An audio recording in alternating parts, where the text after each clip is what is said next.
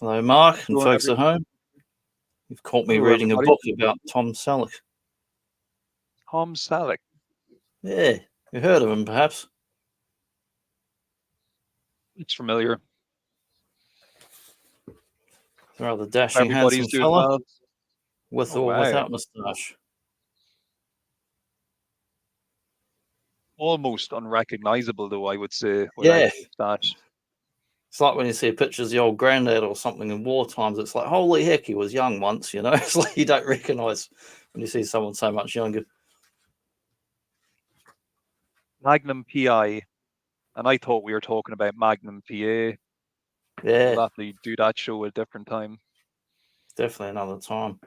They apparently in the pilot and the writing and filming, it was actually just called Magnum. And someone from the network insisted on tacking on the PI to it. Actually got annoyed and no one wanted it on there, but I don't mind because it became part of the iconic name of the show and distinguishes it from other things like Magnum Force with Dirty Harry. And, you know, if you're looking up things online.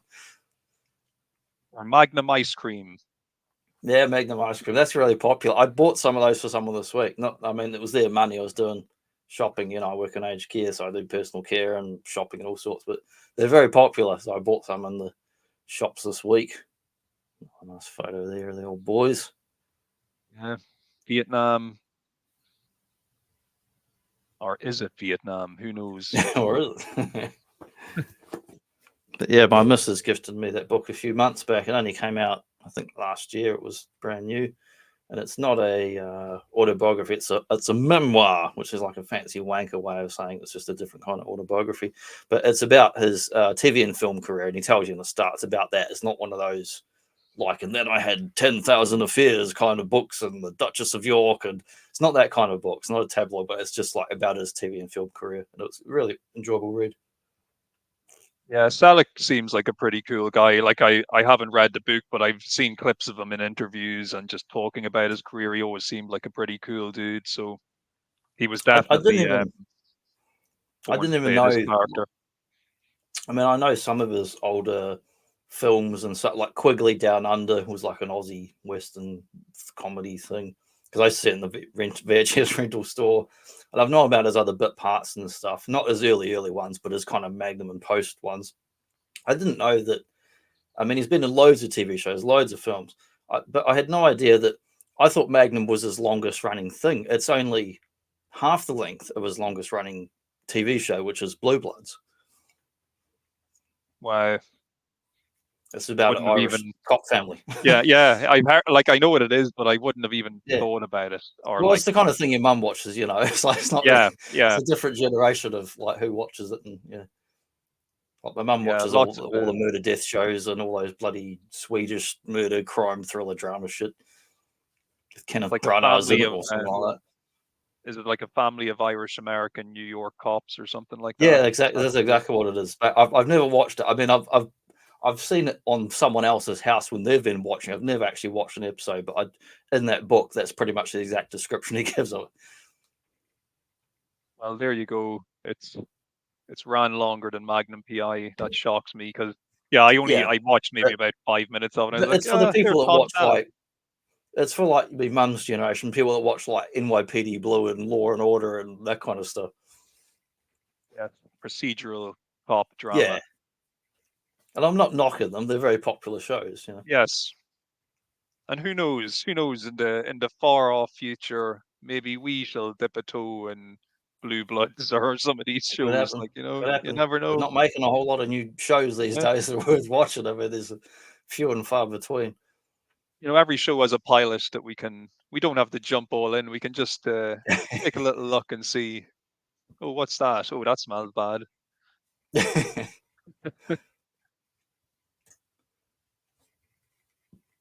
do we got here? Plot summary. Please This don't is east from the the snow in Hawaii. DVD set because I got a year or two ago. I got the box sets for Miami, Magnum PI, MacGyver, and A Team, which is funnily enough, that's the things we're talking about this month. I mean, we already did Miami Vice last year, but I'm calling it pilot season, so we're doing pilot episodes.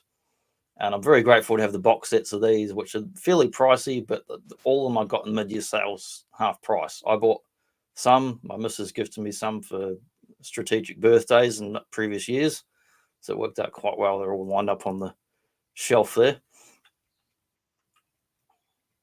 Original air date December 11th, 1980. I actually hadn't realized it was so early on in the 80s. I thought it was Yeah, more like 82, because it 83. was always in repeats when I was a kid. I mean, I was born in May 1980, so I got here a few months before Magnum aired, but I wasn't watching it back then. Well, definitely of its time. Looks beautiful. Yeah, it's I mean, it's a pilot, but it was filmed as one episode, which on TV they broke into two episodes for like network TV or whatever. But it was actually filmed as a proper pilot or TV movie. But it is filmed like an actual film, like it's a really good quality shots and the lighting and the sets and the. I mean, there's a lot of location stuff they shoot on location in Hawaii, but there's a lot of sets and practical stuff, stunts. It is shot like a film. Yeah, yeah, and it's aged very well. It holds up It's really a well. beautiful show. Just like when we watched Miami Vice a few months ago, it's that same type of like high quality Yes. cinematography, which they kind of go above and beyond, even though it is just like a TV pilot that may go nowhere really when you think about it, because they don't know when they're making this stuff if it's even going to go any further. No, So he'd done they're 2 or 3 TV pilots by this time that went nowhere, and wasn't expecting this one particularly to go anywhere other than the writers, producers, basically wrote it with him in mind. He was thinking, "Oh, this is another pilot. It might not go anywhere. Maybe I'll get a film next year." And he famously turned down Raiders of the Lost Ark to do Magnum PI because both were in sort of pre-production around the same time. When I say pre-production, I mean writing. They hadn't started doing any real stuff, but then they had a big writers' strike in this year, and so Magnum didn't start filming as we just saw there, like to set like the air date December. So they didn't start filming till right till the end of the um, year or so, and Raiders actually came out, and while he was living in Hawaii, waiting over 6 months during the strike to start filming the pilot, he actually went to the cinema and watched Raiders, the film he'd turned down being in, that Spielberg and Lucas actually asked to meet with him. He wasn't just going in for like cast calling and studio sending in. He was actually requested specifically by Spielberg and Lucas to come in because they actually wanted him from the role, and it was like a formality. Like it's like no, they were like, "This is our guy. We want him. We know the studio's saying we have to meet with all these other guys, but like we want this guy." Yeah, I wonder was he sitting in that cinema thinking, "Oh shit, I probably should have Pretty much, he could have done accepted it that and done offer." both. But if he had have done it, he would have ended up having to get out of the Magnum, which is 7, 8 seasons it went for. Was the most popular TV show in its day for several seasons, seconded only to the Cosby Show in its, I don't know, 2 or 3 years in. But had a really amazing run in its day, and even in later seasons when it got shifted around to other time slots, it won multiple awards. It had a really good run.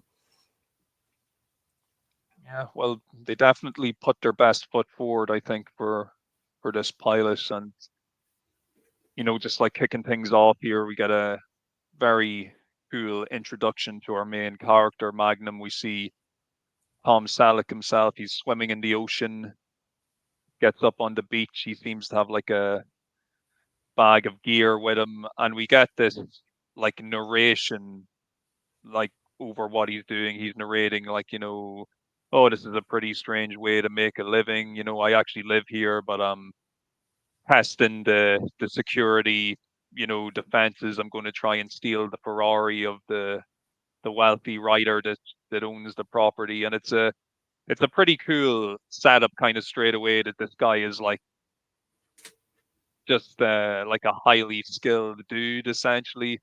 Looks to Yeah, be in great shape as well. Not like modern day gym man great shape, like more like realistic, real man's man, good shape, yeah. Well, he was in great shape, not just for the show, but he'd been a hobby. like he'd go like rowing in the ocean and that, and actually join the club during the shooting in Hawaii there. But he'd been a semi-professional athlete before this, as far as conditioning and playing sports and whatnot. He also played volleyball, but at like competition level. Yeah, yeah. No, he definitely looked athletic, like he's fit as a fiddle. And Yeah, we there were plenty of ladies in the 80s who liked the old Soup Strainer and Tom Selleck. He was a big icon. oh yeah, that My hash, you dad know. used to have that mustache when he was in the 80s. Oh, it was a fanny magnet back in those days. Yeah, But yeah, so we get the bit of narration of him talking over what he's doing, and we see he's kind of holding his shoulder a lot. It's an old war wound, and we get a very brief black and white flashback to Nam, just a little taste of some stuff we're going to get to see more of later on. So Magnum, he's trying to sneak his way onto the property. He's got a little tape recorder with him that's making like a little dog whistle sound, which he's using to lure the two guard dogs, Zeus and Apollo. He's yeah. using it to lure them away from the perimeter of the house. And once they run onto the beach to attack the tape recorder, he's able to lock the fence behind them and evade the two guard dogs, so he can then attempt to steal the Ferrari, I suppose, carjack it, um, Commandeer. commandeer. Yes, yes. What do you make of this this opening here, and what's going on? It's a fun opening. There's a bit of sort of mystery. We don't quite know who this character is. He's skilled. Uh, MacGyver obviously was shot many years later, but also uses the opening narration where he's talking over. It's a bit of a montage, like it was a funny day, and I was going to have to do such and such a thing, and we kind of get his bit of a larrikin character, a bit of a fun-loving character, but also serious, but also kind of fun-loving. And it's a cool opening for a show because we get to see he's on this exotic Hawaii on location shooting. He's breaking into this compound, which is full of these beautiful, immaculate gardens with Higgins, that we're about to meet, who maintains the estate of Robin Masters. Robin Masters, who famously never appears on screen. Occasionally, you get a bit of hand acting or a back of a head, where it's basically like a stunt double or extra. It's not even necessarily the same person, episode to episode. But the original voice was Orson Welles, who did the Robin Masters, a rich novelist who's always flying around and never at home. But awesome intro. That's cool. That's cool. I didn't realize it was Orson. It used to be And rumored. They didn't know in the early days, but we live in a different world now with there's internet and books and biographies and all kinds of stuff. And it used to be kind of a rumor, but like no, we know it actually was Orson Welles who did the voiceover just for those few episodes in the first few couple of seasons. yes, and you mentioned Higgins there. We're also introduced to Higgins here. He's the head of security for the estate, and the man who's trying to prevent Magnum from stealing the Ferrari. So he's the owner of Zeus and Apollo, the two guard dogs. And Magnum, he thought he gave the dogs the slip, but Higgins lets them out again, and they're running up on him as he's trying to open the door to the car, and he's like, "Don't look at the dogs. Just concentrate on the door. Don't look at the dogs. Oh, you looked at the dogs." And it's just, yeah, it's a very yeah, like fourth wall breaking Ferris Bueller's Day Off type moment where Yes. he gets into the car and he looks at the camera and he's like, sometimes everything just goes to plan, and he kind of gives this little smirk just as the car alarm starts to go off, and then he has to work out the code to disarm the alarm. And we also see here the twins, the beautiful twins who reside here in the estate, two gorgeous girls. Do you know anything about these ladies? I do not, other than that they're very lovely, and that becomes a sort of ongoing theme of the stay of Robin Masters. That different guests come to stay, and often they're quite lovely ladies who come to stay. Yes. Well, these are two lovely girls, as we'd say around these parts. they both have lovely bottoms. But anyway, Magnum, he works out the code to disarm the alarm, and he's able to escape the compound before Higgins can get the gates closed. So his little security test operation has well, it's been a success for Magnum because he's been able to get the car, but it's been a failure for Higgins because he has failed and he was not able to prevent the car theft. So that's how we're introduced to Magnum and Higgins and our kind of state of play here just before we roll into the opening credits. Bit of behind the scenes that I learned reading this book last month. He's a tall fella, of course. He'd be, bit over 6 foot, I think, in real life. And Ferrari, being an Italian car, has famously a very low roof, like a lot of European sports cars do.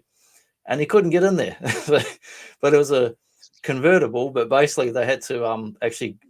Sorry, it was not a convertible. They had to make it into a convertible so he could get into it, and actually cut the roof off. So it's a custom. Mm-hmm.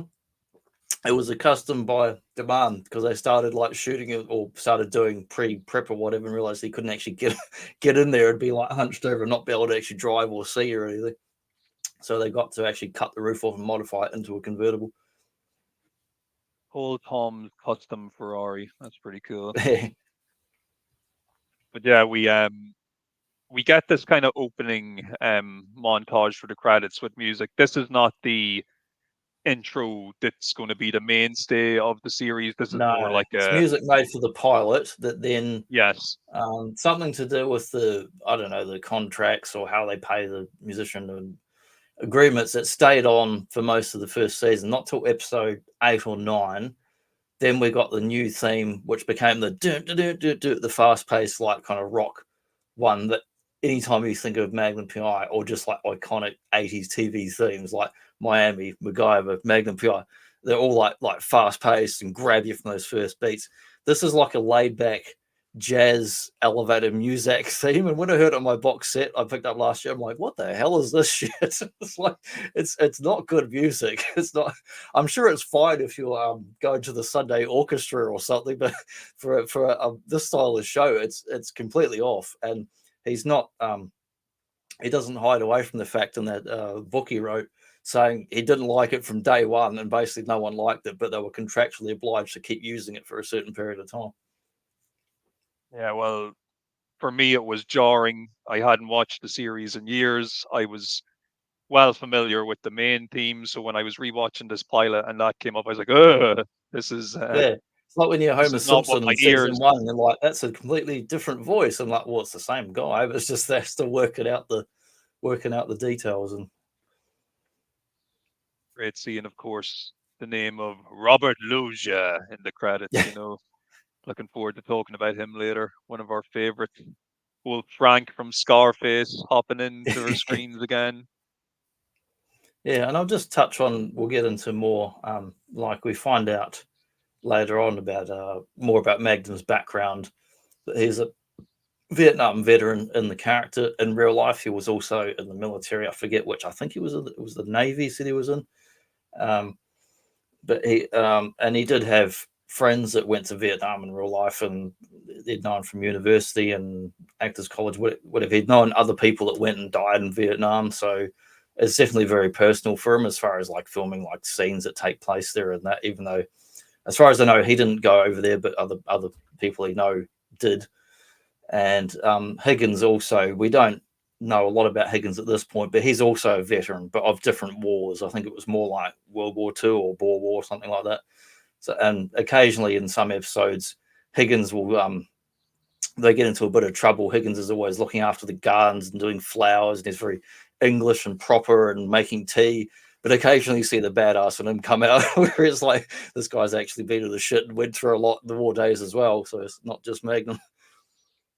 Yeah, he's like supposed to be like some former sergeant major or something like that, isn't he? In some regiment. He's retired and all that, but he's meant they kind of flim flam around. But I mean, practically speaking, he's like the Higgins character has skills like an SAS guy. Like, I mean, as far as when he was in his prime and in his young, he's done all sorts of stuff. Yeah, well, he's a cool character, definitely, and a Yeah, he's great great, contrast for fantastic actor. Magnum. Yeah, and even with the dodgy music aside, it is still a Yeah. pretty nice. And he is American, and he does a perfect British accent that some of the people working on set didn't even know that he wasn't British. I mean, people that actually were British that met him and didn't know he was an American doing a perfect British accent. Well, I wouldn't have known. I literally wouldn't have known until you told me, so it was good enough for me. But yeah, he was kind of Yeah, like the pulled it off. veteran actor on the show that people sort of looked up to. Yeah, well, he is class. He does a great job here. We get to see some interesting happenings here. So first, so yeah, we watched Magnum nick the Ferrari, but he actually mentions as he's kind of pulling out of the driveway, he turns to those two beautiful twin women and he's like, "Oh, you know, I'd invite you to breakfast, but I have to go pick up my friend at the airport. He's arriving from Tokyo." So we cut to this airport and we see this dude in navy attire. He's checking in with customs and kind of getting bussed through, and he walks out the door. He's expecting to be picked up by Magnum, but instead there's a guy who's also dressed in a navy uniform. And he's like, "Oh, you know, Captain Cook wants to see you now." And the guy's like, "Okay." So he follows this other navy dude into the car, and when he gets into his car, he sees Magnum pulling up in the Ferrari, and he's like, "Oh, hey, that's Magnum. He's the guy who's actually supposed to be picking me up." And as he goes to try and exit the car, the two dudes kind of beat him up, and next thing we know, they're dragging him down some side alley, and they're like punching him around and beating him up and throwing him on the ground, and it looks like they really fucked him up bad. We don't know yet exactly what it is that's happened to him, but we see him getting roughed up, and he falls against the fence, and of course we get that shot of his hand, and we see a very noticeable ring on his finger, which is going to come into to play later on as the plot develops. So we cut to the interior of this like military hospital where an autopsy is being performed on the man who's just been killed, and they say that the coroner says the cause of death is pretty much like a toxic poisoning from ingesting like lots of cocaine. So basically, he had a load of bags of cocaine in his stomach, Might be and the they had white snow. burst, and yeah, and they'd ruptured, and he'd absorbed it, and that's what killed him. And you know, the two guys here, like one guy, he's like, forgive me, I can't remember the ranks of these people at all. I think the older dude is a captain, and the younger guy is like, I don't know, something less than that. I don't fucking know. I don't know anything about the ranks in the Navy. But anyway, the younger guy's like, well, you know, how could this happen? Like, how could he die like this? And the coroner's like, oh, you know, I see it all the time. Guys try to smuggle cocaine in bags, and sometimes it ruptures and it just ends up killing them. And the guy's like, oh, but you Yeah, know, he's a decorated veteran, and you know, why would he be smuggling cocaine and blah blah blah. But like the older guy, the captain's like, no, no, he was clearly smuggling this cocaine, and he's done wrong now. He's a felon, so we're going to strip him of his military honors, and you know, make sure that everybody knows he died a criminal, and you know, not representing the Navy, like really going hard on the guy who's just died. So yeah, no sense of like that's the actually end of that investigating moment. anything. Yeah, yeah, it's really just like, what the hey? And that guy, I'm not even sure if you know the name of the guy, the older guy who's playing like the grumpy captain. He's in I'm terrible at that. I always know him from, man, what was that one? It's really funny horror movie where, oh, Reanimator. Yeah, He's like the professor or one of the guys in Reanimator. He's really funny in that. So yeah, we got a very suspicious death to kick things off. And of course, Magnum was the guy who was supposed to pick up this dude from the airport. So he goes back to the compound. He's trying to ring the air base or the naval base or wherever to do the station, and while he's kind of waiting on the phone for them to pick up, he's chatting with the twins. They're like, "Oh, come down into the pool with us," and he's like, "I'll go get my trunks," and they're like, "Oh, if you wish, because we're going in naked." And Magnum don't go. He still goes back into the house to get a beer, and he also wants to find out what's going on with his friend. So while he's waiting on the phone, also he gets out a pair of binoculars so he can watch the women skinny dip in the in the pool down below, which totally acceptable behavior.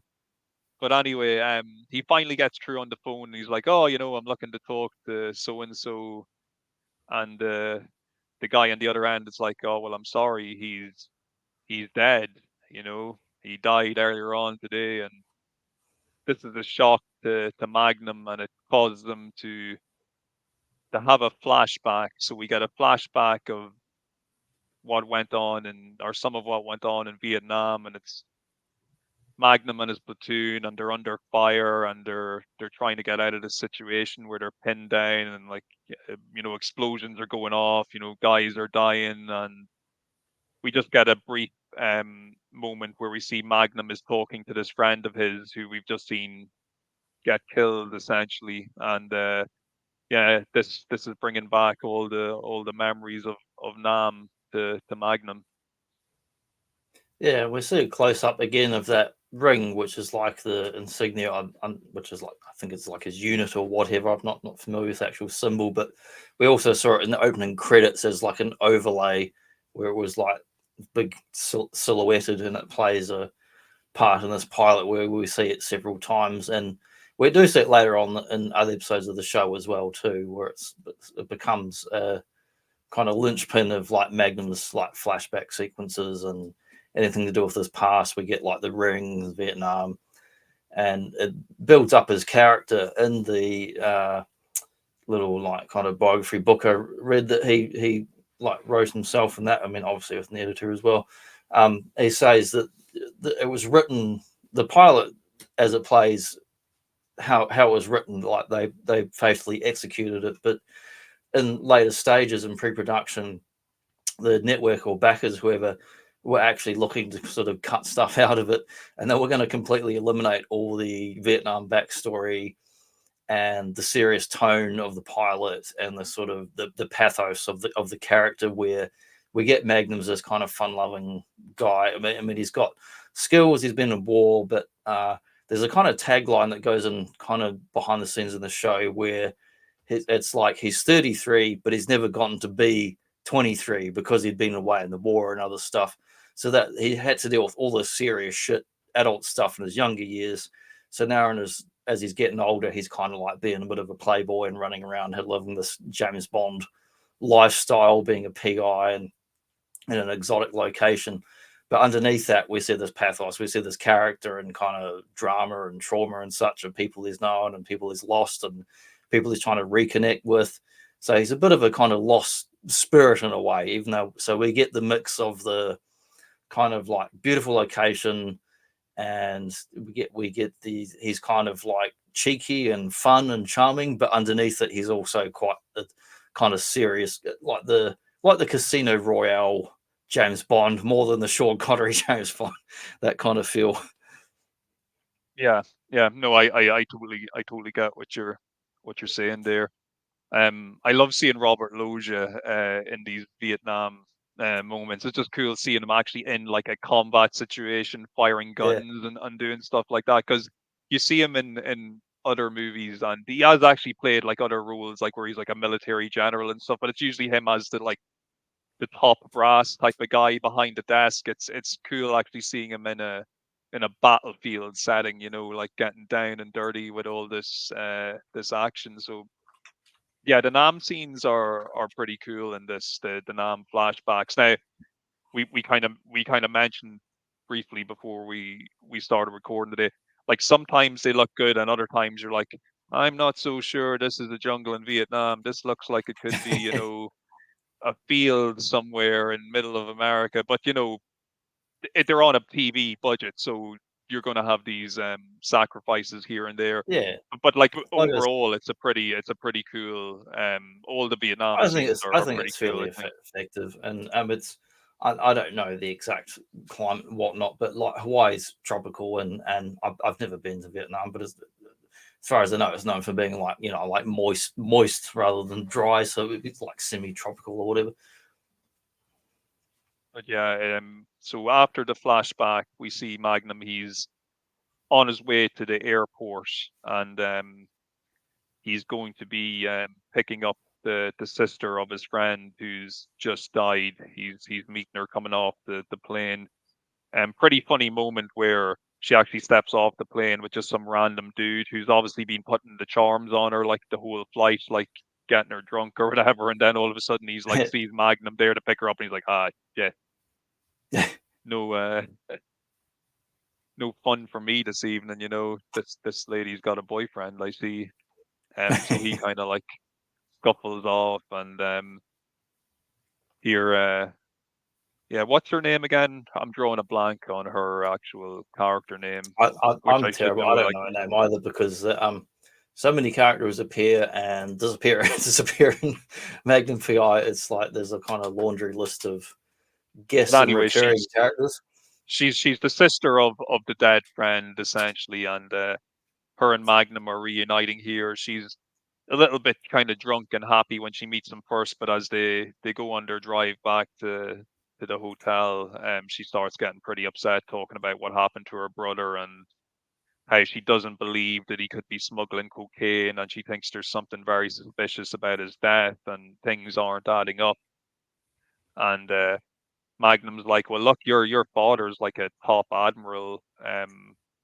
Why don't you just get him to call in a favor and get a proper investigation? And she's like, well, my father, he's also like a military man, and he says that if the military are saying that the cause of death is what it is and what happened, then he's just going to take it that they're saying this in good faith because it's the military, and he's a military man and that's what he believes in. So Magnum takes it upon himself that he's going to actually find out what really happened to his friend and the circumstances surrounding his death. So he Yeah, drops her off at the hotel and decides to go face to face with Captain Cook. He goes barging into his office at the base and starts giving him hell. And so Cook she's called tries to like Alice kind Cook. of I looked it up. Alice Cook. Okay, yeah. So Yeah, then so I don't know then who is. that's her father, and it was and the actress's name is Pamela Susan Shoop. Yeah. So this older guy anyway, I can't remember his name either because I'm like totally like drawing a blank this morning. But yeah, Magnum's just giving him all sorts of grief over the death of his friend, and he's refusing to kind of believe the story that he died from, just that those like he believes obviously that there was cocaine ingested, but he doesn't believe that this guy willingly smuggled the cocaine. Like, there's just something Yeah, not adding up here. Like, why would he actually go and do this? And plus, they mentioned earlier on as well that it was something like 10 ounces of cocaine. Like, it's a crazy amount of cocaine, yeah, that he had in him. So vicious. the dude's having none of it. He pretty much tells Magnum to, back off, get out of my office. This case is closed. I'm glad you resigned from the Navy. You were never any good, and the only reason you got as far as you did is because you and your buddy were friends with the admiral, and I had to work my way up the ranks. And I hate you, Magnum. Basically, you can tell there's real bad He's blood a real between these two guys. prick to him, and he sort of pulls rank where he's like, you're not officially part of the military anymore. You're not welcome. Get out of here. Yeah, yeah, really just kind of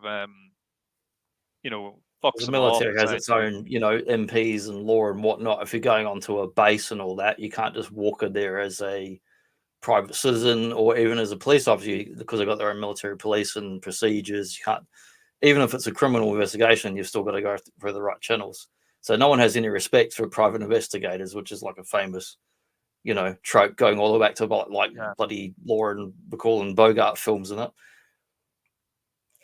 And Magnum, he's obviously really pissed off that this whole meeting went down the way it did, and he's chilling outside the base, kind of waiting around, and he sees the young guy Healy, who had who had told him on the phone earlier that his friend had died, and he approaches him and he's like, "Oh, come on, we'll go for a drink. I just want to have a chat with you about what happened." And Healy's like, "Oh no, sorry man, I'm on a date, or I got a date, I'm late." And he tries to speed off, and he's got a really nice car too, but of course Magnum's got the Ferrari, so he speeds up after him and coaxes him along the roadside essentially to go and have a drink with him on the pier. And Magnum, he just kind of lays out everything to him about his suspicions about the death of his friend. And the dude Healy's kind of like, "Okay, yeah, like what you're saying does make sense. Like it's a very odd that he did decide to like just smuggle these drugs out of nowhere, and the way everything's gone down is pretty suspicious." So Magnum's like, "Look,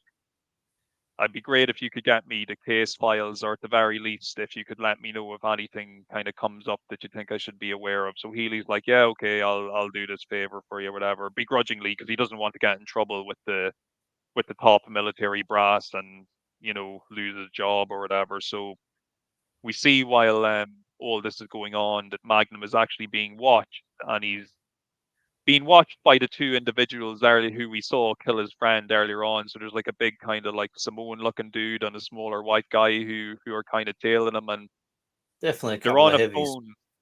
Couple of heavies, yeah. They're on a pay phone to a mystery figure who Love a bit of gives them phone the act. order.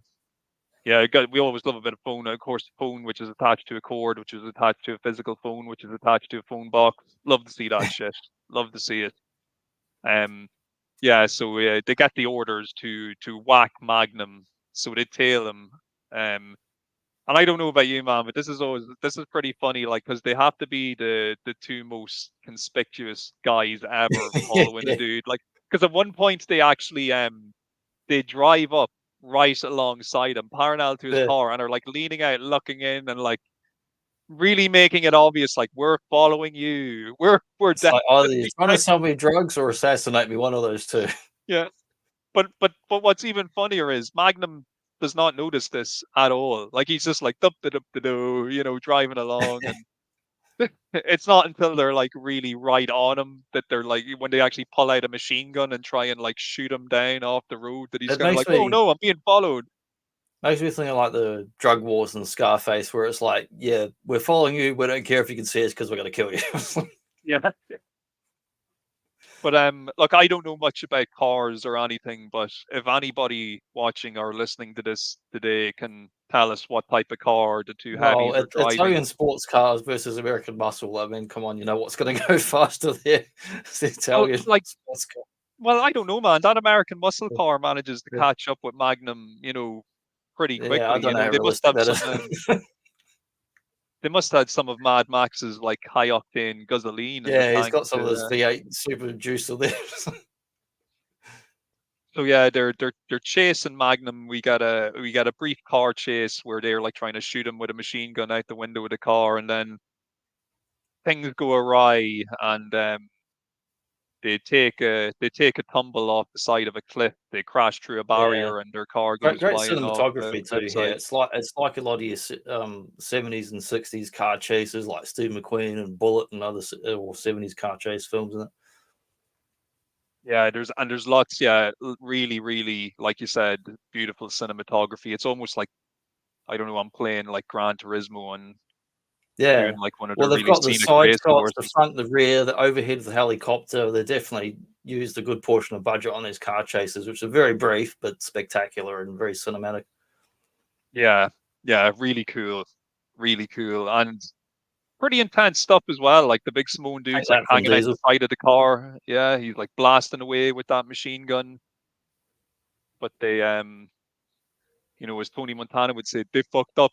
They failed to A to human whack rights man. Magnum. Human rights, man.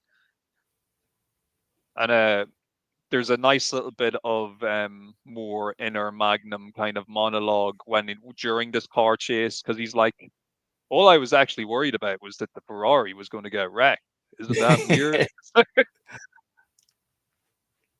Yeah, he's understandable kind of a cool. concern. He's kind of a cool customer. You get like, I mean, these guys are after him. They're trying to kill him, but he's like, he's been through a lot worse shit in his life. Doesn't want to risk his meal ticket though with his benefactor by wrecking his Yeah. Ferrari with a load of bullet holes in the side of it. Yeah, that's another But all ongoing things theme where he does end up damaging the Ferrari across the different seasons and tries to hide the damage from Higgins. And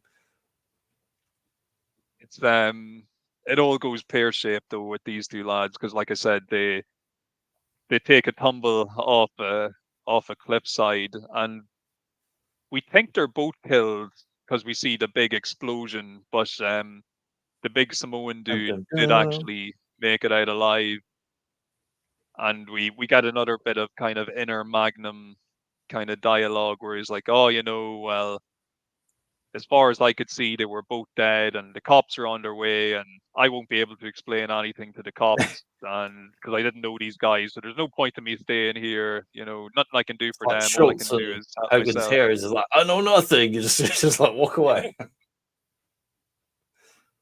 So Magnum, he drives home very slowly, and when he gets back, Higgins is waiting for him, and he's like, "What's up, Higgins?" And Higgins is like, "Well, we need to have a talk." So Magnum goes to pour them a drink. Higgins wants a whiskey, and he's like, "Don't ruin my whiskey with ice. I'm not an American." And so they're having a wee drink, and Higgins is like, "I got a phone call today, from our boss man, author dude," and he's like, Benefactor. he said he said that Magnum had called him and said that Higgins had actually passed the security test earlier, and that Magnum had been unable or unsuccessful in his attempts to steal the Ferrari. So he had in fact actually lied and told them that Higgins had done well and had actually foiled his attempts to steal the Ferrari, which was a pretty sound thing for him to do. So Higgins kind of realizes that Magnum's done him a solid, so he agrees to or he proposes putting their kind of their ill will to rest and just kind of agreeing to live together in peace, basically in a situation where they'll kind of half the compound between them, and Higgins will have his side, Magnum will have his. They'll try their best not to get in each other's hair as much as possible, so they they kind of come to this arrangement over a drink. Higgins, he toasts to Her Majesty's regiment before taking a drink of the whiskey and then going back on duty. Yeah, so we see a nice little bonding moment here between Magnum and Higgins. Yeah, they get a bit of a Cold War vibe going on where it's like, well, you don't mess with me and I won't mess with you. Higgins, he also remarks to Magnum just as he's leaving. He's like, "Oh, it's too bad you're not like your sister." And Magnum's like, "What?"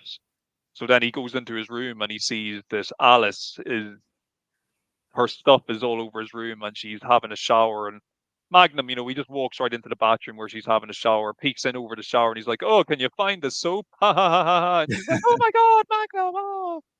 So he's like, "Why did you tell Higgins you were my sister?" And she's like, "Oh, it was the only way I could get to stay here." And Magnum gets kind of angry because he's like, "I thought you were just going back to your hotel. You're supposed to be going home. Why are you here?" And she's like, "Oh, look, I'm like you. I don't believe that my brother was really smuggling cocaine. And I do think that there's something suspicious about his death. And I really do need to know the truth." So they have a little powwow and a heart to heart. And, we think that her and Magnum are about to get jiggy, but then he kind of just gives her a wee kiss on the forehead, and he notices that there's an envelope full of his friend's personal effects sitting on the mantle. So he opens it up and he spills out the contents, and of course we see the ring fall out, and the ring causes Magnum to have another Nam flashback, and this Nam flashback is probably the most significant of them so far because we actually get to see finally a good chunk of action and what's going on with his squad. And we just go back to this moment where they're in battle, they're pinned down, and Robert Loggia, he's trying to radio in the helicopter for a pickup, and all the guys that we see in this this platoon, as Johnny mentioned earlier, like we're going to see them scattered throughout this pilot as well. Like we already saw the guy who died, but this pilot guy we're going to see again. We're going to see the guy Sam or whoever who works in the nightclub who gives Magnum his information. They all kind of show up throughout this episode, and so we see them. They're pinned down. The helicopters trying to get their coordinates so they can do an evac and get them out of there. Now, another thing I noticed, and it's not problem, maybe this is me just not knowing a lot about military stuff, but I have watched a lot of NAM stuff, and I feel like I watched loads of footage of guys being either picked up by helicopters or jumping out of helicopters, Yeah. and there's something about that helicopter they use for Magnum. Is it like a little bit too modern or something? It looks very of the 1980s as opposed to like one of these old like air cab choppers you see in the Vietnam movies. Now, once again, I'm not a military guy either, but I have watched a lot of war films and I play a lot of video games. It looks like the VC news copter in Vice City. It does look like a more, like you're saying, it does look more modern, but I'm not familiar with what they actually yeah. used in Vietnam. And look, yeah, as far like as the yeah, and I'm not, and I'm only apart from really, Air America. yeah. All I can say is like I'm only even mentioning that is because I only know from watching movies. Like I know nothing about like what military hardware was like, standard issue at the time. But I just kind of noticed it looked a little bit maybe more modern than the usual choppers we see in these Vietnam flicks. But anyway, I did a cheat code, so it's an MD 500D. So that's I don't know anything more about it, but I looked up what it yeah, was with the pilot. look, any helicopter guys or military men watching this, if you know, Actually, let that's us saying know. it's the one that he flies in TC with the island hoppers, but I suspect that they probably doubled or reused stuff. I'm not sure. Actually, the island hoppers one has more the bubble front to it. So hang on, Vietnam. Whereas the one of the Vietnam scenes looks more like the news copter you would see in Vice City or in Miami Vice and that. Oh, here we go. Vietnam. Here we go. I found someone's online forum. The Vietnam flashback pilot episode. That doesn't help me. Jet Ranger helicopter popped up almost everywhere in TV shows of the 80s, despite actually being in service during the Vietnam War. It was never used in combat missions, as far as I can determine. So there you go. So it existed back then, but it wasn't used in combat. But it was used in Vietnam, but not in combat. So if you're watching an actual like Vietnam set film and they're going for accuracy, they're going to use different helicopters in combat, but these might be in the background, fearing, I don't know, people or cargo or whatever they do with them. I don't know. There you go. Shipping cocaine around, perhaps. Some helicopter education here on the Boba Joe show. You know? I know I like flying helicopters research. in video games. That's the best I could. That's the best education I've had is playing like simulations of video games flying around helicopters. The squibs and the gun effects are like turned up to 100 for these NAM scenes as well. Like they are letting rip with those M16s. Like it just looks like great fun. It's like Predator almost. They're just like really like spraying. Yeah, I really enjoy these NAM flashbacks. So we see that the Robert Loggia. I'm just going to keep calling Robert Loggia because I can't even remember his character's name, and that's how I Might as know him. well. But I usually go with he the cast name of people rather than the character, unless it's he the title character. he radios in the coordinates so they can go for the pickup. He sends out a flare and they Watch out for start. this guy They doesn't turn start. up in there. Oh, Toxic Crusader, dude! He's got all his gear on. He's ready. He's ready. Playmates. So yeah, the flashback ends with them just about to be evac, and we go back to Magnum sitting at the table, staring at the ring as Alice looks on, bewildered and concerned. Yeah, good practical effects here and good use of like the flashback sequence and showing us the drama of what he's living through, but also just like, I don't know, good use of the pathos and drama of Magnum showing his inner turmoil and suffering and whatnot. Yeah, and we see here Magnum and Alice, they go to a nightclub to meet Magnum's friend Rick, who we actually saw briefly in the flashback. He was the other guy in the helicopter who was kind of in the back trying to spot where they were for the evac. And Magnum, he's like, okay, Rick, I need you to do me a few favors. I need you to arrange a meeting with me and this drug lord named Snow White, who's actually like a little 19-year-old Asian girl who Yeah, runs the like crime syndicate there. And Rick's like, okay, I can arrange the meet, but just be careful because she's obviously like the head honcho of like the drugs in the city and stuff, and you don't want to mess with her and that. So um he's tells Magnum he's going to let him or arrange the meetup basically, and he also gives Magnum a few other bits and pieces of information. He's just kind of hard on the sidelines about what's happened to his friend. So Magnum and Alice, they go into I suppose like an office above the nightclub where it's like they can see out onto the dance floor, but the dance floor can't see into them. It's yeah. like those Feels mirrored like a scene windows. out of Scarface. Yeah, oh, definitely total Scarface vibes. So they wait around until Snow White is brought in, and there's a little bit of back and forth basically where Magnum's telling her about his issue that he has with his friend being killed, and he's a bit defensive. It's like, well, it's got nothing to do with my operation, but they kind of come to a tentative agreement where basically they'll allow Magnum to exact revenge on the would-be killers of his friend, so they can basically have no opposition in the area for their drug trade. Because there's a few things going on. Like I should probably we probably like not mentioned, like his friend who was killed. He was investigating this wreck off like the coast of Japan, and there's like gold Yeah, so bullion we're involved. pretty confident that off screen someone stuffed those drugs into his mouth or forced him to swallow Yes, them and yes, then killed him. That he's yes. not a drug.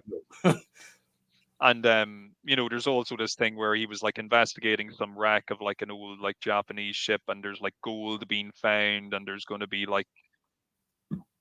like a whole side kind of or like subplot of like these like drug dealers and gold kind of robbers like trying to like move their merchandise around and not be caught. Like that's you really would need to probably not doing it justice here in my half-assed explanation, but you'd nearly need to kind of watch the episode to pick up the full details of the evidence as it's being put together. But basically Magnum and the Snow White person come to an arrangement where Magnum will pretty much be left to his own devices so he can investigate what happened to his friend. And if push comes to shove and he needs to maybe like kill somebody to avenge the death of his friend, and so be it. Snow White will not interfere in his business.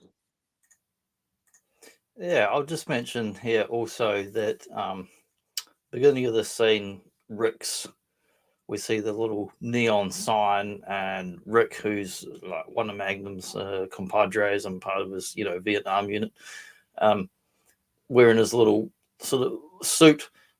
The name and that suit is a reference to the 1942 Casablanca film with Humphrey Bogart, and even the character of Rick, as far as him in that club, as opposed to Vietnam Rick, is based directly on the Humphrey Bogart character. He's this sort of in between character in this club who dabbles in the worlds of both the criminal and non-criminal worlds, and kind of an in-between character.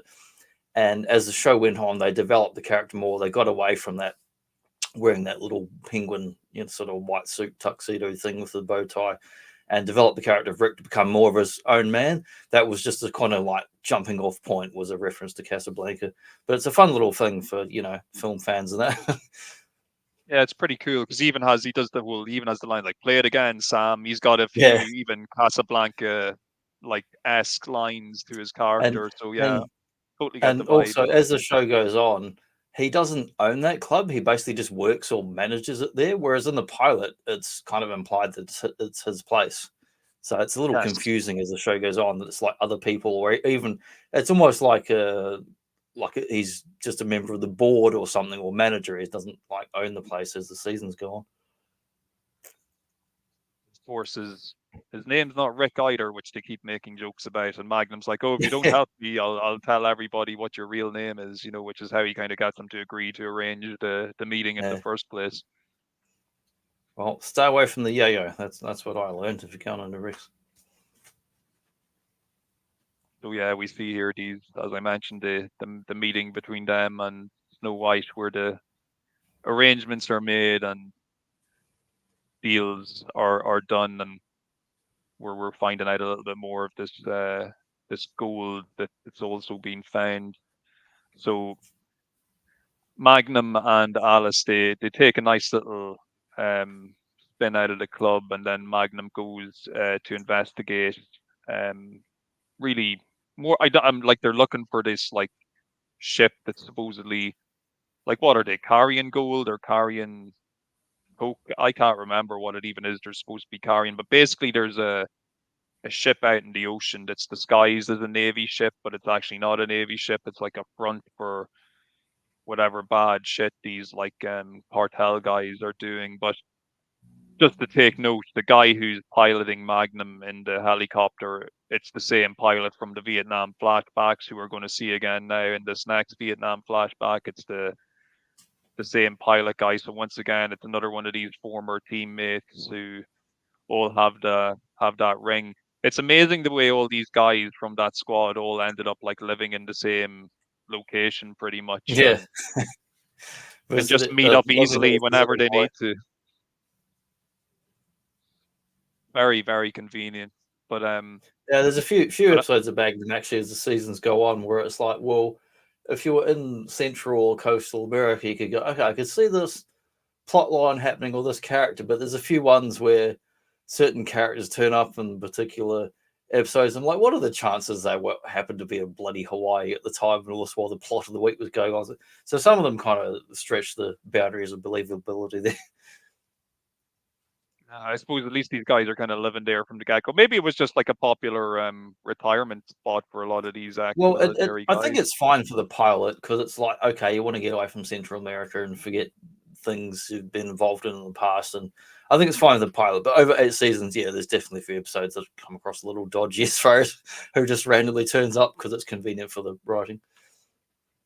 But anyway, we while they're doing their little flyby and kind of spying on the ship, we get another big Nam flashback, and now we're getting to the moment where the evac's actually taking place. The helicopter's waiting for them. The squad they're trying to make their escape, and Like a platoon you know moment.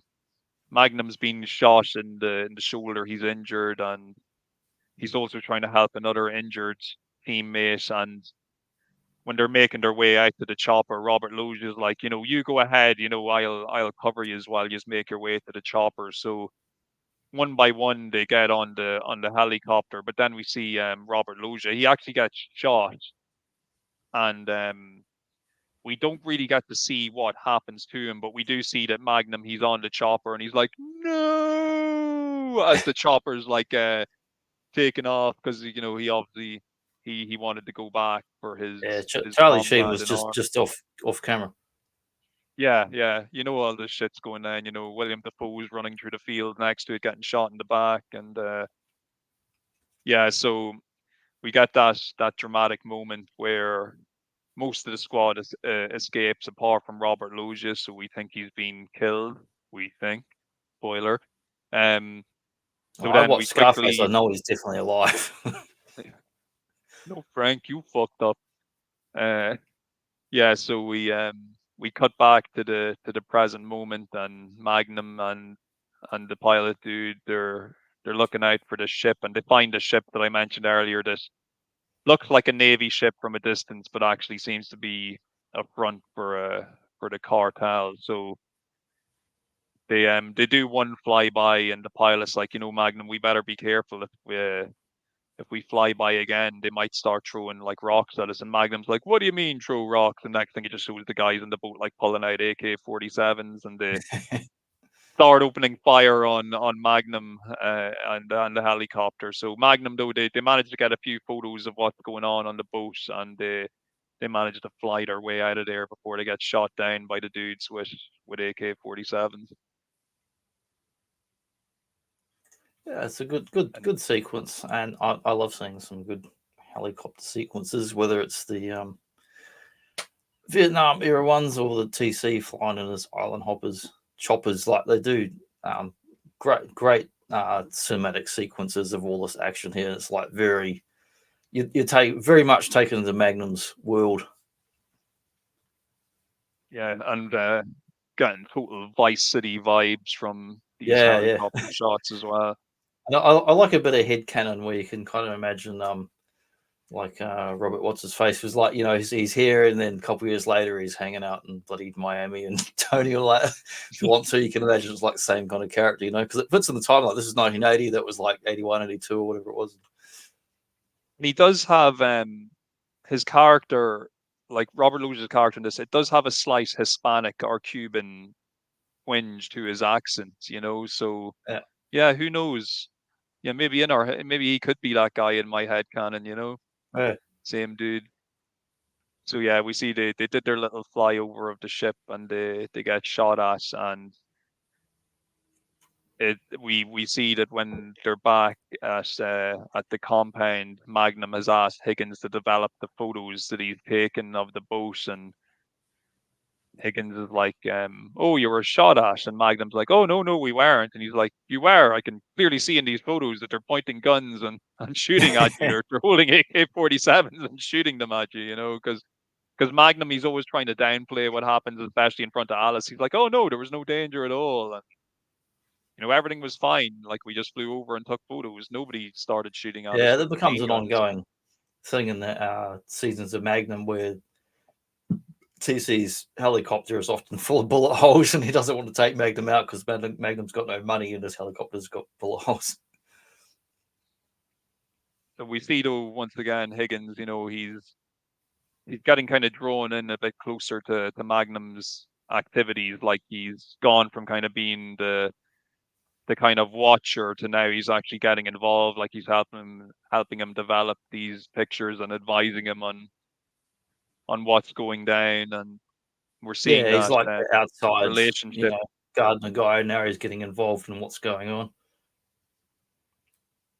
Also, it's just interesting to see people in a photo room developing photos. It's one of those novel Yeah. things you're not going to see much of I anymore remember anywhere. when I first lived in Australia, which was back in the year 2000, they had at Kmart, they actually had the Kodak booth. So they were still doing film on camera stuff. You'd take it in, do your snapshots, and they would develop it. And I actually remember when that went away and they removed that whole thing, and when they moved on to the early digital cameras. I mean, I still have an early digital camera my uncle gave me like nearly 20 years ago now. So the photos are developed, and more kind of speculation as to what's going on is discussed, and we see some more phone acting here between TC and Yeah, Magnum. Always good to see some phone action going down. I do genuinely love it. I'm not joking around. I actually love seeing phone acting in 70s, 80s films. Oh yeah. And it's great. It's really handy for explaining stuff to people, like about, like just like, this guy is in town, his name is so and so. Oh really? What does so and so do? Well, Yeah. he does blah blah blah blah blah blah. It's And just good for getting you can those do plot phone points acting across. indoors, outdoors, phone booths, like, landlines, anything. It's quite flexible. Yeah. Well, as long as you have a long enough cord, it's Yes, flexible, long enough cord. I used to have a really cool cord in my old I won't call it bachelor pad, rather than bloody shithole in the wall where I used to live years and years ago, living by myself. But I remember I got an old phone from Kmart. It was like $20, and had a cord so long I could walk through like the entire length of a whole building and place and everywhere, and it would dangle on the floor. I love that versus a mobile phone. I miss it. That's pretty much the setup Magnum had earlier on in this show. Like he was able to walk around his house, like get a beer out of the fridge, do all these stuff, go up downstairs, and Yeah. it's like I the used to same. walk around and make my dinner and do things and watch a thing and do a thing where I was talking to my family or my sister or brother. Or... Anyway, sorry for the sidetrack of us reminiscing about wired technology. But what can we say? We I'm just gonna go love buy our a Mickey wired Mouse phone tomorrow. plugs. So yeah, we see Magnum. Look, he's mulling over everything that's going on. He's looking at the picture of him and his mates from Vietnam. A picture which I love, by the way. That's such a like the Stars team from Resident Evil like type of Yeah. picture, you know. Just before the Um, dogs come and take a bite out of them. so he's looking at the picture and he hatches this plan where basically he's going to dress up in his old Navy uniform and he's going to sneak on to the base because he wants to get a look at the case files. He wants to read what the actual evidence was that they found when they found his friend dead. So Alice, she agrees to go with him and she drives him over to the base where he's going to try and execute this plot of getting a look at the case files, whether he's going to steal them or make copies of them, but he just wants to get a proper read of them. So Alice also It's not a admires bad how plan. handsome he This is looks. like very much like your procedurals and detective cop shows and all that. They're always like, even the characters that do things by the book occasionally do a bit of Bosch style after hours detective work. Yeah, well, you know, these private eyes, they got to do what they got to do when it comes to gathering evidence, you know. Yeah, So bit of a grift, bit of a con to like get your way into somewhere, and it's like if you've done any kind of low level con, like it's 90% confidence. It's like you got to have like fit in, wear the right kind of clothes, the mannerisms, but it's 90% confidence. Go in where no one questions you or thinks anything different because it's like you're an employee or military person, whatever. You walk in, do the stuff, go in, go out. No one knows you've even been in there. and then in Magnum's case, because obviously, you know, this is a base he would have been familiar with because he only really resigned like the year before. So he shows up there. It's like 2 o'clock in the morning. He arrives at a time when he knows like the main staff are not going to be on duty. So you're just going to have some like young ensign or whatever on duty who's not going to know him, who's going to see that he's like someone who is of a higher rank. So you don't Yeah, question a higher ranking exactly. officer. So we do get a pretty funny moment where Magnum he tells Alice to wait in the car and he walks into the building and who is it that's stationed at the main counter? Then it's young Judge Rideold just Yeah. standing there, I'm the baby judge. face. Great seeing him, and he's great at And playing he this is credited in the dork. credits properly too. Yeah, yeah, and look, it's classic. It's just like it's the role he was born to play. He's this like nervous kind of dorky guy, and he's Yeah, like really kind of flabbergasted that this ranking officer's just walked in he's the been middle of the flim night. flammed He's by Axel Foley and Magnum. yeah, yeah, brilliant. It's just so we got a nice little bit of back and forth between Magnum and Judge, and he's like, you better be paying attention and blah blah blah, and he says he gives them some order to do something and gets into the elevator like totally smooth. You'd never know that he didn't Yeah, actually work there and wasn't supposed to be there. And yeah, he's Richard Gere or Tom Cruise here in this scene. oh yeah, yeah, the ladies love a man in uniform. We could see Alice admiring him earlier when he put on the uniform first. She was like, "Ooh, Magnum, He is you a look dapper gent. lovely." Yeah, whiter than white suit. Those navy outfits. They've been using the DAS to clean those outfits. But So Alice, she's kind of getting worried though that Magnum's taking his sweet time while he's upstairs doing his espionage, and probably part of the reason why he's taking so long is he keeps getting distracted looking at that damn picture of all the guys in Vietnam and like Yeah, he's looking at zooming those off pictures, his face. and little known fact about Magnum, he is the master of unlocking. Oh yeah, before Jill Valentine, there was Magnum PI. Yeah, I'm totally getting total Stars vibes off these guys. That photo, yeah, they got the Magnum's unlocking berets at just abilities. that angle and the Yeah, kind of slanting, the bent elbows, all. So Alice, she gets a little nervous, especially when young Mr. Healy comes over to her car. We see he's also on duty tonight, and he's like, "What are you doing here?" And she's like, "Oh, she's actually pretty quick at thinking on her feet. She's like, oh well, it was my brother who died, and I'm actually here just to pick up some personal belongings, if that's okay." So he feels sorry for her. He brings her inside, and while this is going on, um she's kind of distracting him basically while he shows her personal effects that belong to her brother, while Magnum's able to gather the last of the evidence that he needs and sneak out of there. And we see this nice little moment with Judge Reinhold as well, because he sees Alice walking in with the other guy, and he's probably thinking like, oh, he's gonna like nail this chick while he's on duty, what's this guy up to? He's just kind of giving him this grin like, you go get her, sir. Um so they both manage to get out. So Magnum manages to sneak out and get back to the car, and Alice is escorted back out by Healy. So they're both back and reunited in the car, and it's a successful mission. They managed to Magnum managed to like Metal Gear his way into the facility and get in and out without killing anybody or having to hide in a box or do any type of crazy stuff. So fair play to Magnum on this occasion. What did you make of this whole moment of espionage and the like? I really enjoy it. I like the way it's set up and framed, where we go from Magnum and the lady sitting in the car to going in through the front desk or front office and whatnot, going in, checking out the files, getting in.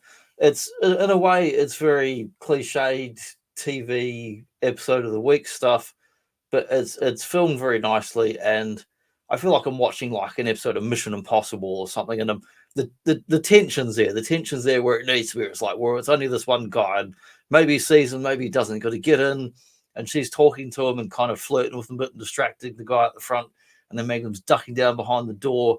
It's very basic stuff. I mean, it could be Leslie Nielsen, The Naked Gun. It could be Rockford Files. It could be any number of shows or TV things, but the tension works, and I think it's a good little sequence. Yeah, yeah, I enjoyed it, I have to say, and there's good And we do chemistry find that between he's got the proof, the Magnum and Alice. seriousness of what's going on as well. Other than it's kind of like a cliched scene, but it's shot in a filmic way, and he's finding the serious stuff of what's going on behind the scenes that he's theorized about but trying to prove.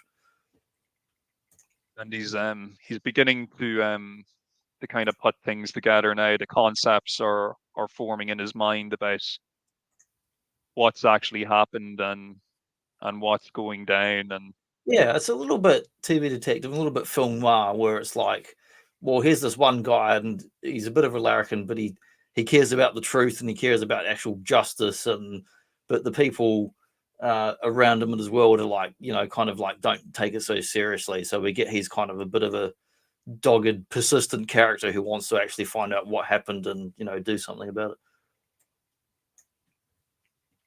well, he's a smart cookie. He managed to sneak in and sneak out without being detected. And it was actually almost Alice who kind of botched things up for it, because um he was kind of ready to sneak out before she walked in with the dude looking for the personal effects. Well, I suppose you can look at it either way. She either bought him time to get out of there, or she almost got him caught by bringing the guy up there in the first place. Depends on how you want to look at it. But he gets the evidence he needs anyway, and him and Alice, they manage to get out of there. And yeah. Yeah. Oh, and that's right. I totally forgot about this moment as well. He found the dead body of the grumpy dude from earlier on that was trying to throw a spanner Good in the old works of the Grumpers. whole investigation. Yeah, the reanimator guy. He looked like he needs to be reanimated now. Yeah, he needs a bit of reanimating now. That's crazy. I forgot about this moment, but now I'm also thinking, Well, quite a lot I, happens in these scenes, because it is a on TV they played it as two episodes, but it was filmed as one pilot movie. But a lot of plot, a lot of exposition and scenes happen in this particular part of it. well, I'll tell you just what I forgot about this moment, but now I'm also realizing as well that Magnum found like a 3-day body in an upstairs office and just didn't tell anybody. He just found this guy and he Well, just somebody stuck got out of the murdered, building. and I won't bother mentioning it. Yeah. I don't like he doesn't even mention it to Alice or anybody. So it's like, oh, he's dead now, Oh well, I had Yeah. what I came here Well, for. it's funny in the pilot, but as we get into, like, I mean, in the last 12 months, I've watched all 7, 8 seasons or however many it is. I've watched every episode right through, and we get that he's like a TV detective guy, and he does his cases and whatever. And sometimes it's a fun, silly episode. Sometimes it's a bit more serious, and there's danger.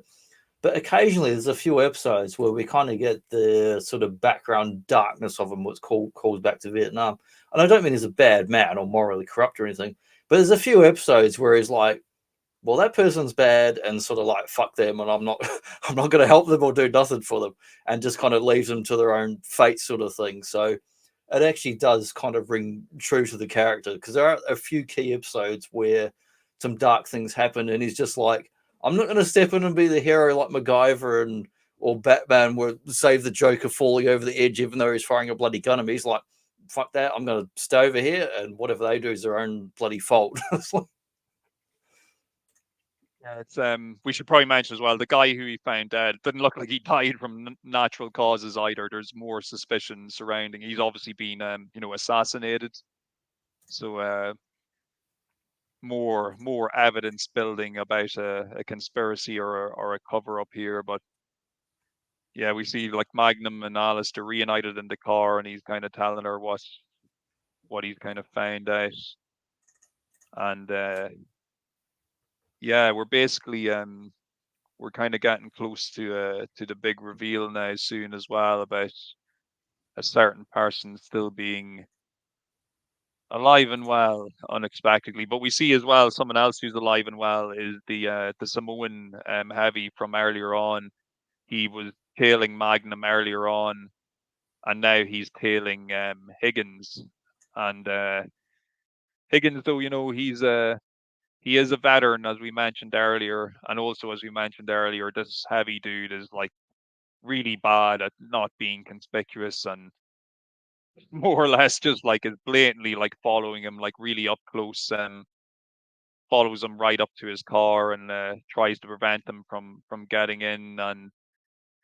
And Higgins, though he's smart, he realizes that he's about to be overpowered, so he opens the door of the Ferrari, which sets off the alarm.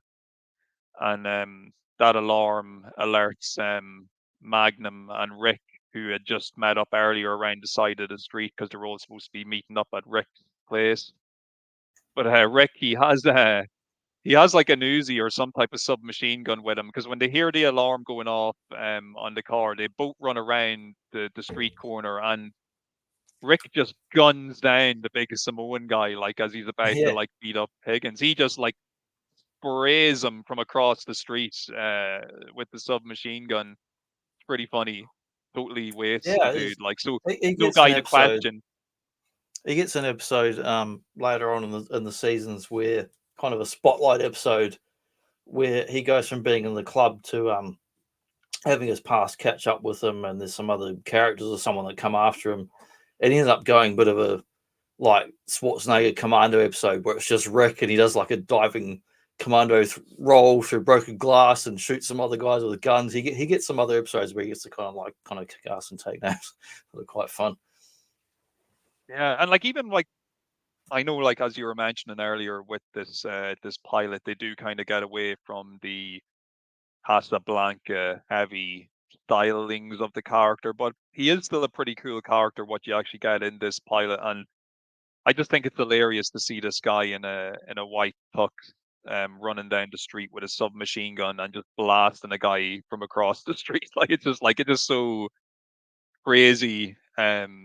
And yet it's so this show as well. Like it's just amazing. Yeah. So he sprays the absolute shit out of the big heavy dude, and he gets got. And yeah, we just see this kind of moment here with Rick, PC, Higgins, and Magnum kind of all out in the street, um, contemplating what's just going on. And of course, now we have another dead body here that we have to like not tell the police about, and just everybody needs to kind of scuttle away and go do their own thing before any of the 5-0 get here. Yeah, it's kind of that thing too, where it's like these are guys that have been through war and see all kinds of stuff, and they know there's a kind of moral grey ground as far as, well, these are guys that are assholes. They're trying to assassinate us. Why are we going to do them any favors? Exactly. But it's it's kind of obvious now that whoever's been doing all these killings now, Magnum is also on the list because so far, like his friend is being killed. Now that like top ranking Navy guy is being killed. There's been an assassination attempt on him and Higgins. So shit's really going down now, and he's gotten a considerable amount of evidence that he's kind of putting together. That he kind of knows, or he's starting to know, at least has a strong gut feeling about who's behind everything. And you can probably tell by listening to me talk about this type of stuff that, like most stuff, I'm really drawn to action and violence. But when it comes to the procedural, actual evidence gathering, I'm really light on details. I'm just like, what did he find out again? What was it? Yeah. Did he actually? I'm just like kind of like because I'm just waiting to the next bit where like someone's gonna get shot or like get in a fight or see like a half So naked woman or something. what did Brad Pitt and Morgan Freeman find in that den of debauchery with the guy and the stuff of the thing? Yeah, exactly. Details, folks. Details.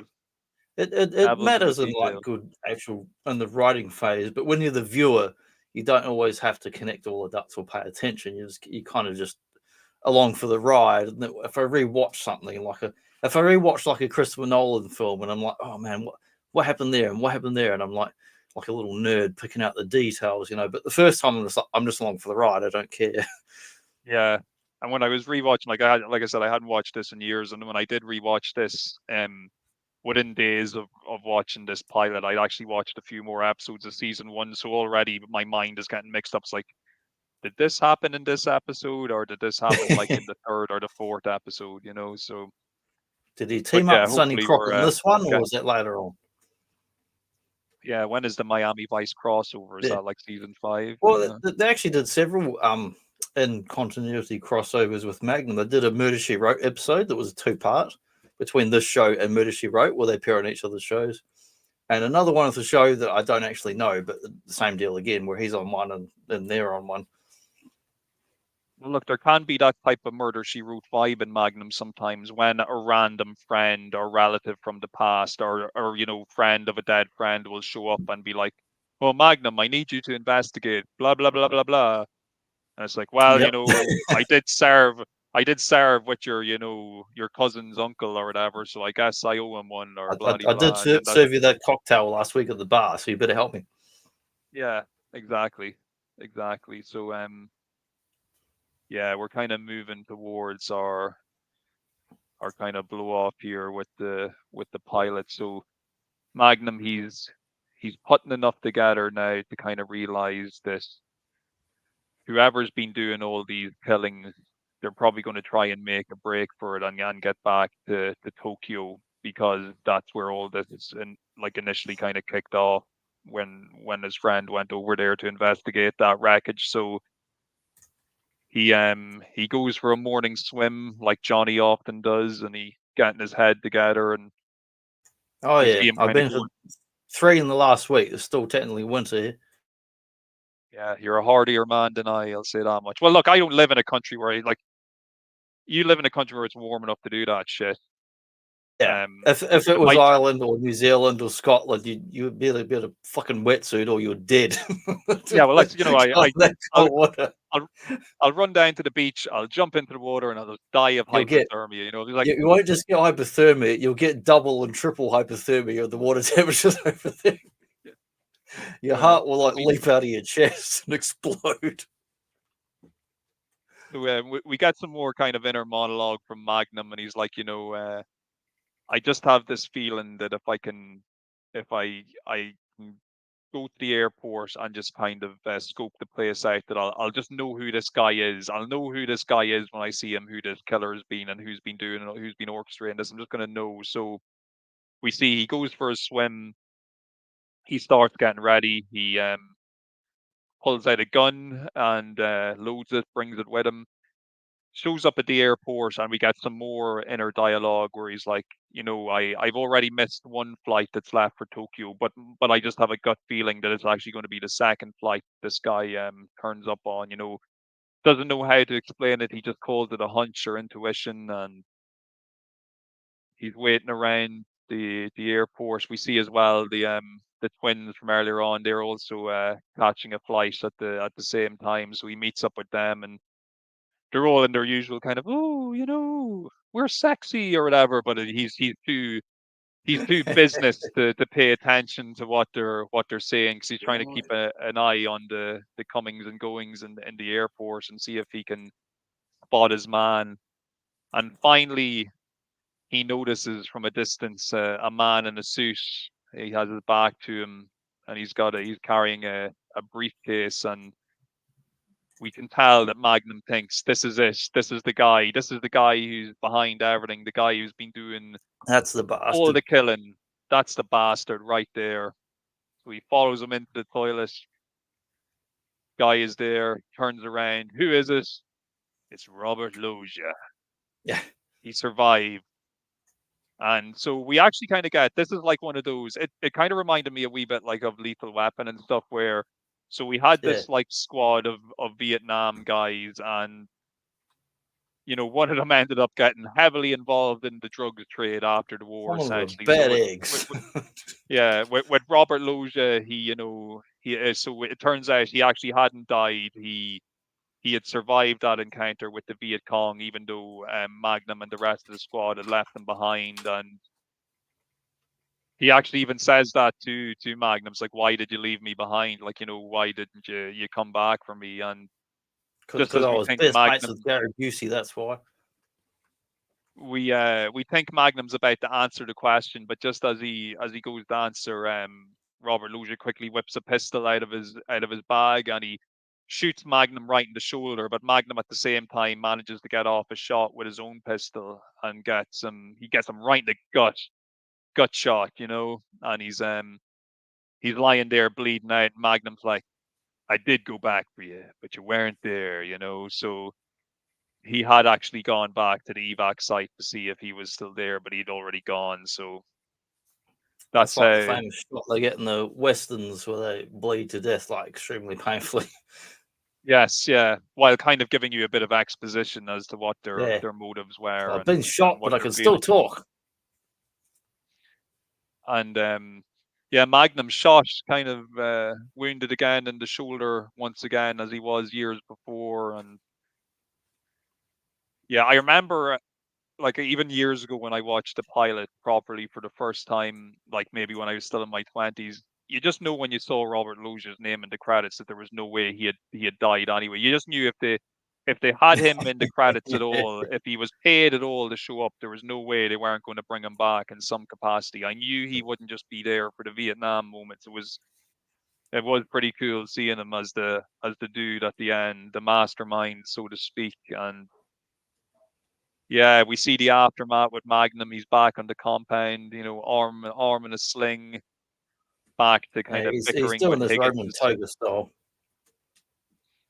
But this, not so much the ending of him being shot in the shoulder, but this type of ending here of Magnum sun lounging while drinking beer and having his little back and forth with Higgins. That's going to be a series regular occurrence for pretty much like the whole show. Yeah. He's gonna go. He's gonna investigate something. He's gonna get really fucked up, barely survive, while coming out in the skin of his pants, and still always be able to end off an episode lounging about, having a beer, and bickering with Higgins. Yeah, they're like an old married couple. They kind of fight and bicker, and Higgins is always sort of at him like, "Oh, you're just a bit of a Larry layabout. Why don't you take life seriously? Do the things you should be doing, and you shouldn't be a bloody PI and all this." And it's always that fun tension, and I think the show walks the right line between seriousness and drama and frivolity and humor, and the humor comes from like sort of the characters, and it's a character based drama rather than a drama based rather than a scenario based things that's comes from the characters, all the interactions. And when TC's pissed off with him, he's genuinely pissed off with him. Like, yeah, he's a good friend, and they both saved each other's lives multiple times. But when Magnum's got no money, and he's like, my helicopter's full of bullet holes, and you want me to fly over to get some photographs of some dodgy criminal again this week, he's like, no, come back when you got some money. Give me my money. And Yeah. that's another thing, Money like, in advance, just so I can actually keep doing my business, which is tourism, not getting shot at by drug dealers. multiple times throughout the episode as well, and you'll see in the series, like Magnum, he's obviously poor reputation when it comes to money, because anytime he pulls up in his Ferrari, everybody's always like, "Oh, Magnum, nice car. Where'd you steal it Yeah. from? Or It's whose not car your is car.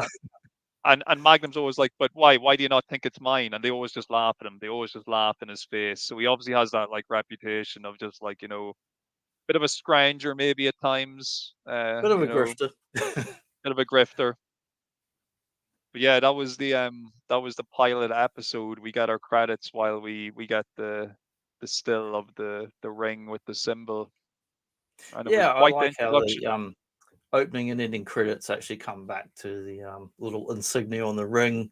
It makes it feel just that little bit unique, because it was a pilot. It was like a genuine TV film, and it's distinct from the episodes that follow it, the seasonal thing where we get the full normal opening and closing sequence, later on the iconic theme tune. But we get like, it's its own thing, even if you don't watch any other episodes of the show, that it still works as its own standalone little mini TV movie. Yeah. And I see now, actually looking at the stills, it's more like Robert Loggia got shot in the chest and the gut. I thought it was the gut for some reason when I watched it earlier, but there you go. My eyes Same difference. deceived He's me. bleeding and he's dying. So Yeah, yeah. He's fucked either way. But no, it's a great pilot. I have to say, it's very strong quality. It could have been a standalone TV movie, or possibly even you could have probably gotten, with a few tweaks of the script and a few other little bits. You probably could have even made a theatrical release out of it as a standalone yeah. Well, it done kind of other pilots concept. that didn't go anywhere, and a lot of TV stuff back then. They filmed this not knowing if the show would ever get picked up, as far as your network and money and backers, producers, blah blah blah. So it is filmed as a standalone thing, and then maybe it gets picked up. They're filming it, hopefully it gets picked up. But they'd already done 2 or 3 failed pilots before this came around, as well as guest spots on Rockford Files and other shows that led up to this, making little friendships behind the scenes with the writers and producers who had him in mind when the Magnum came around. It was written with him in mind.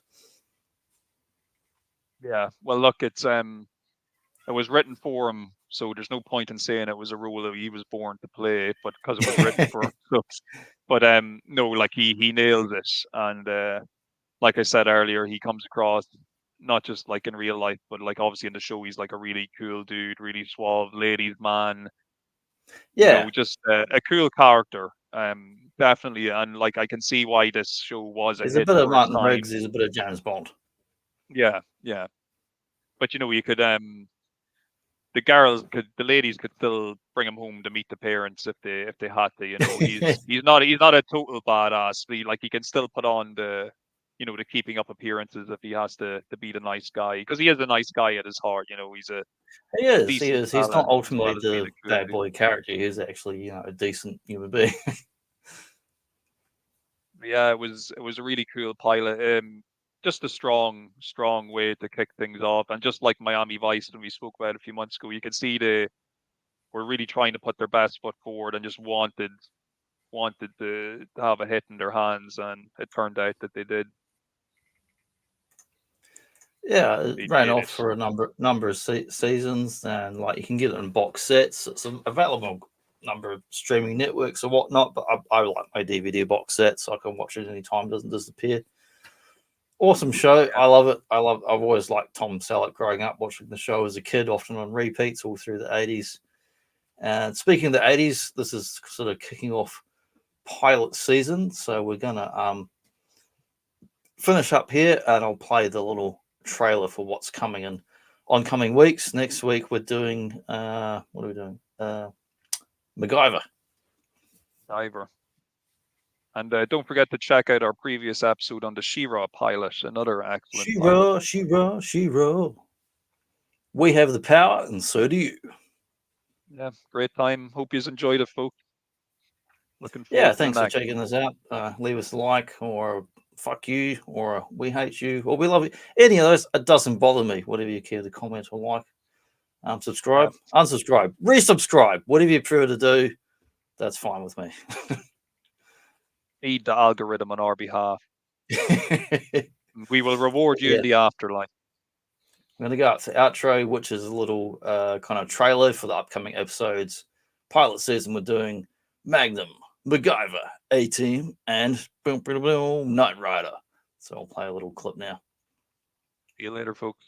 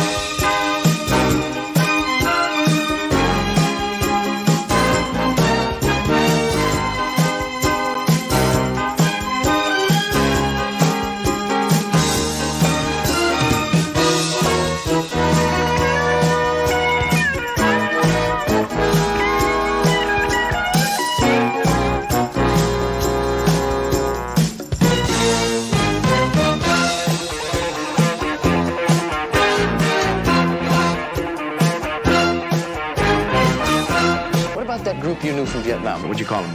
The A-Team. When I tuck that jet in, I want you to stall the refueling till we get aboard. I ain't flying with that crazy fool. Plane! Take it easy! We're the plane! What's going on here? 10 years ago, a crack commando unit was sent to prison by a military court for a crime they didn't commit. These men promptly escaped from maximum security stockade to the Los Angeles underground. Today, still wanted by the government, they survive as soldiers of fortune. If you have a problem, if no one else can help, and if you can find them, maybe you can hire the A-Team.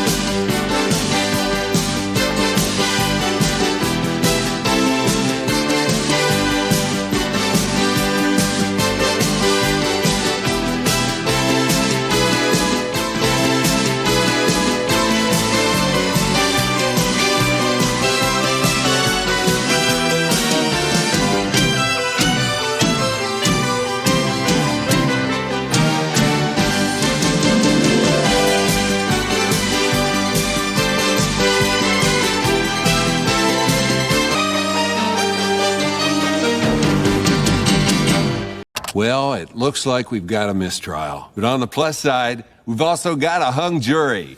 Hit it!